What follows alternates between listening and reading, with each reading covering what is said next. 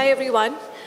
Firstly, I'm truly excited to be here today and have a conversation with these two incredible leaders in the world of media and entertainment, Ashish and Vineet. I want to extend a warm welcome to both of you and taking out the time to join us today. We have about 20 minutes, or maybe 15 to 20 minutes we have, but I'm sure it's going to be a very engaging one. And the topic that we're going to talk about is how T20 leagues are reshaping the world of cricket.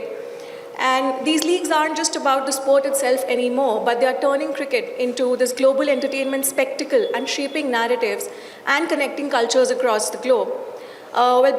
Without wasting any further time, let's jump right into it. My first question is, so in recent years, we've seen like a significant surge in sports sponsorships across India. And as per a Group M report, the sports sponsorships have grown up by 24% from 2022 to 2023.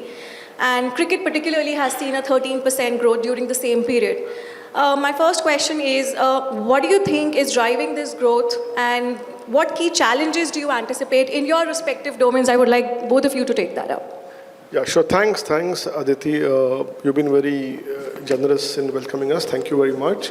And okay, so to give you a quick heads up in terms of what's up with these leagues, I think the evolution of the game and the format is the secret sauce of where we are today. So if you look at it over the last maybe 2.5, 3 decades, the format itself has taken a huge change, right? I mean, from a 5-day test match, purest zone of cricket to maybe a ODI and now T20s, okay?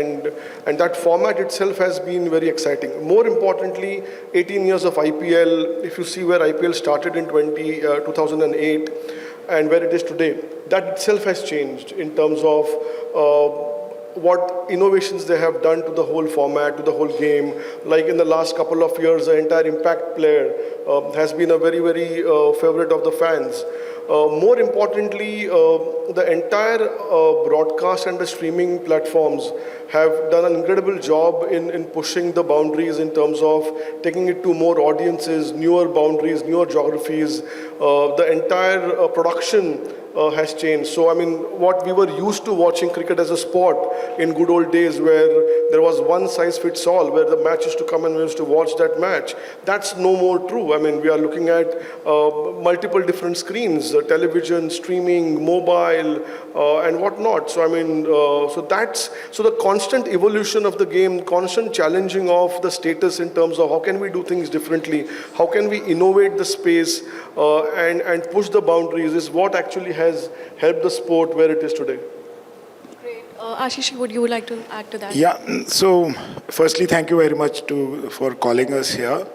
It's a forum which I think, first let me congratulate Exchange for Media to keep on doing such forums where we can come and discuss such ideas which helps the overall industry and also educate youngsters today the way things are. Now coming back to our topic today about T20 and how it is. So firstly, as right now Vineet said that it is how the cricket has evolved from 5-day test matches to today T20, and we are talking about T10s also. Today the era and the youngsters are more keen towards short formats. They love long formats, so hence this is the shorter format of the cricket, where you can innovate the sport in a manner that it becomes very fast-paced and do a lot of innovations around it. And there is a huge amount of, which nobody understands this, but maybe never talk about it. There is a huge amount of talent which comes in because shorter formats gives you opportunity to create more number of matches, hence more number of players, hence more talent coming into the play, basically. Which means if there were 100 cricketers in a year, sometime, 2 decades, 3 decades back, today at least 500 cricketers are playing first-class cricket. I mean, it's just a number. These are not the exact numbers. What I'm saying is it's 5 times the opportunity you're getting from a talent point of view, which means employment has gone up. Obviously, it attracts a lot of investments around it. And these formats has helped us to, also build a lot of monetization opportunities. we keep on innovating. Today, multiple screens have helped to not only just showcase those 6-ball over, but what happens around it, what happens behind it. All that is today is keenly watched as much as the matches itself are watched. So I think that is developing the overall sporting content per se about these T20 leagues, etc. Now, why leagues and why not bilateral sports only? Leagues are also further developing the infrastructure. It is helping cut across boundaries today. IPL also has given opportunity for international players to come and play here. Similarly, other leagues are giving opportunities for the same international players to go around and play their different countries for different matches. So I think in overall, this overall league system will develop this sport much further. I'll just add one point on content that Ashish just mentioned. See, if you look at the innovation, content itself has innovated itself, right? So I'm sure everybody in the room was following media last week to see who were the players retained by which teams and at what price. So retention itself is a moment that is created by IPL, and that is what is keeping the interest generated and high, right? I'm sure everybody will know that come 25th of November, auctions are happening in Jeddah. I mean that kind of auctions will happen over 2 days live on TV and streaming, right? I mean these are some of the innovations which have really pushed it, and our country has never seen it before. So these are the things which a combination of great sporting action, great innovation in the world of sport, and great curation of content. I think culmination of all these things has created that interest, and therefore the leagues are growing. And look at the cricket playing nation. Look at South Africa. Look at the Caribbean. Look at US today, who has not been a cricket playing nation, but today has a T20 league, right? So all these things have inspired the world to follow. So I think that's a great starting point, isn't it? Great. And UAE. And UAE, of course. Okay, my next question would be, how has this rapid growth of T20 leagues affected the way broadcasters approach media rights and monetization? I would like to start with you, Ashish. So I would say, media rights is the soul and nourishment for any league, I would say, because without that there won't be any infrastructure, without that there won't be any, money to build the entire league around it. Talent acquisition, all these things will happen only when there is money behind any league. Media rights almost contributes to more than 55 to 60% of any league's revenues, right? So one has to obviously approach it very carefully, because at the same time, the broadcasters who build this content and popularize it has a lot at stake, because the entire monetization of it has to be profitable end of the day. So any empathy from league or franchisees or the boards which play these leagues has to be in the right manner towards building the overall league, not only for the purpose of their own sake, but for the entire ecosystem, which includes broadcasters as well. Well, you can always argue that, broadcasters are the one who come and bid any price to, win the game, because if it is going to be so popular.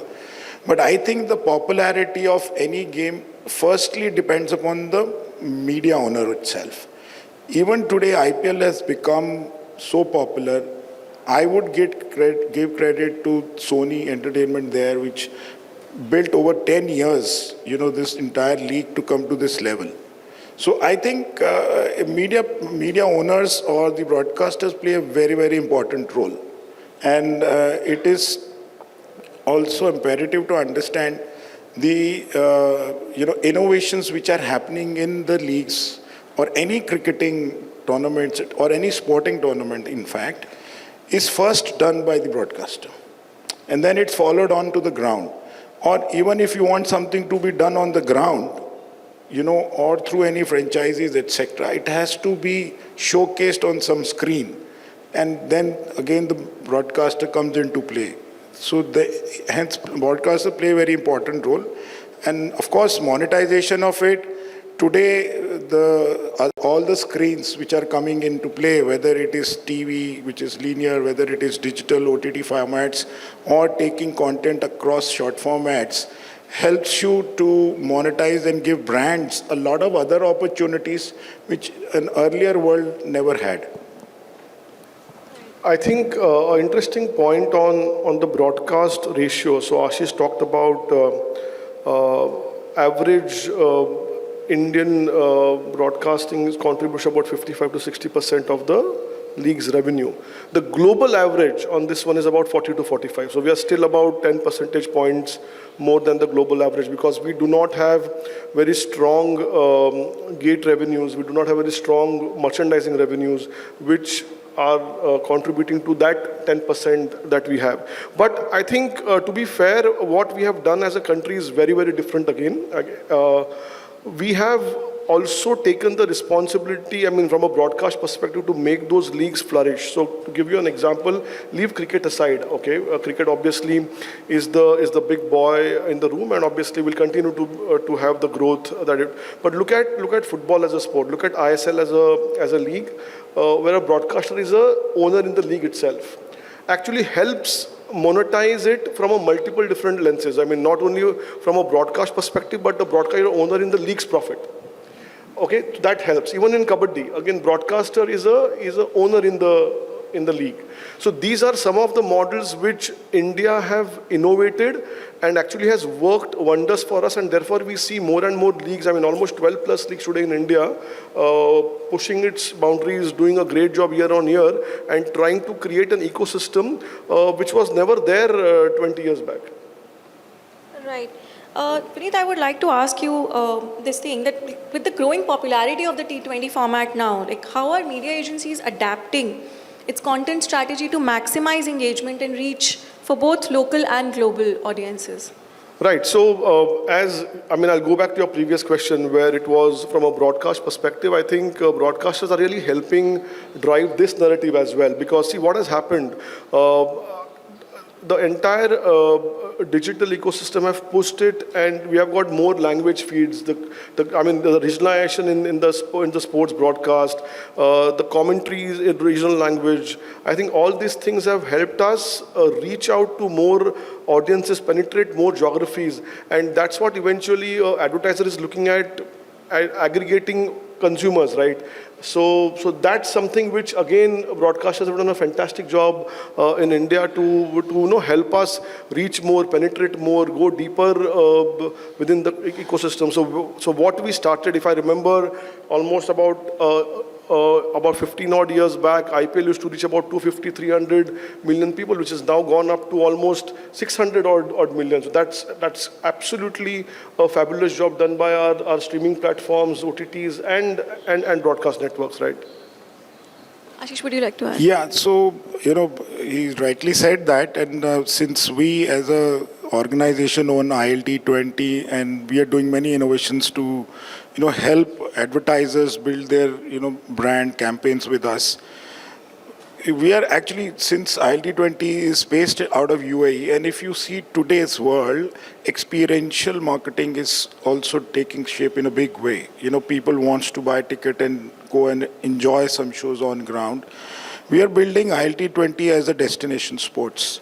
We say today, any which ways, January, if you see a lot of Asia diaspora, especially Indians, go and visit Dubai at that time.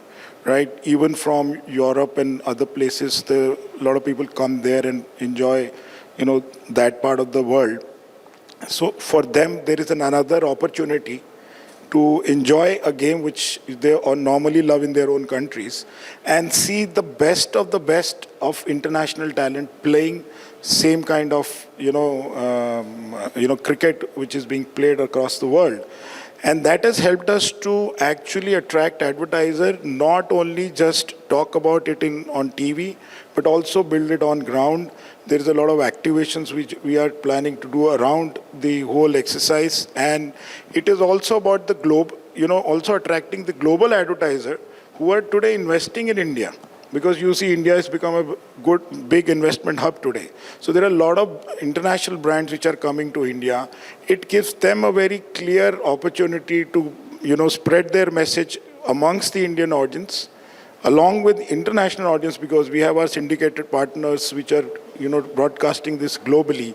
And since we are a true global league, because if not many people would know, ILT20 is the only league in the world which allows 9 international players and only 2 domestic players which are played in that league. So hence it's truly a global league. There is no one country which owns it. So it's ideally it's in a 3 years time, actually this is the 3rd year, 2 years time, it's become the second most watched league in the world after IPL. We crossed 220 million viewers in India and about 348 million compared to what he just said, 600 million from IPL, in 18 years. This is the 3rd year of the league. So hopefully these things, crossing boundaries through such leagues will help, the consumer to view best of the sports. And secondly, obviously the, advertiser will get a lot of opportunity to, cross and meet such consumer across screens, across boundaries. I have just been told that our time is up, but I'll just ask my last question. What do you think about the future of T20 cricket formats in the next 5-10 years, if I ask? Both of you can please take that up. Ashish. My very strong view today, I just was mentioning before only, my strong view is that going forward, these leagues are going to play a lot of important role because next 5 years, like in the world of soccer, you see today there is leagues which are doing, across the country, whether it's UAE, your La Liga and any such EPL, etc. They are more prominent and consumed by viewers across the world. Similarly, cricketing leagues, and which are crossing boundaries, it's already in Middle East. USA has already adopted a league, and the other cricketing playing nations are already playing. It is also helping building the associate, countries like Nepal, Oman, Namibia. These players are coming up. Even if the teams don't come up, their talented players can come and play in these leagues and earn big monies, and they become heroes. So what is happening in the league are building heroes. And once those heroes are built, it attracts consumer and fan following. So fandom is very important to build these leagues, I think. Okay. Yeah, so 2 things. One is there are almost about 5 nations who have their own Premier Leagues in cricket, T20. So that's great. We'll continue with that and maybe we'll add more to that list. More importantly, I think what I would like to see and what obviously ICC is striving hard to do it is possible to get T20 cricket in LA Olympics. And if that happens, that will be a great story for the T20 cricket, so to say, which actually originated from India, so to say. So I think these are the 2 things I would want to see as next pivot to the entire T20 league ecosystem. Thank you so much. That brings us to the end of this incredibly engaging chat. We had a little time, but I think we could go on and on if we had more time. Thanks, Aditi. You've been fabulous. Thank you very much. Thank you so much. Thank you, Aditi. Thank you for very sharing much. your knowledge and experience with us. Thank you.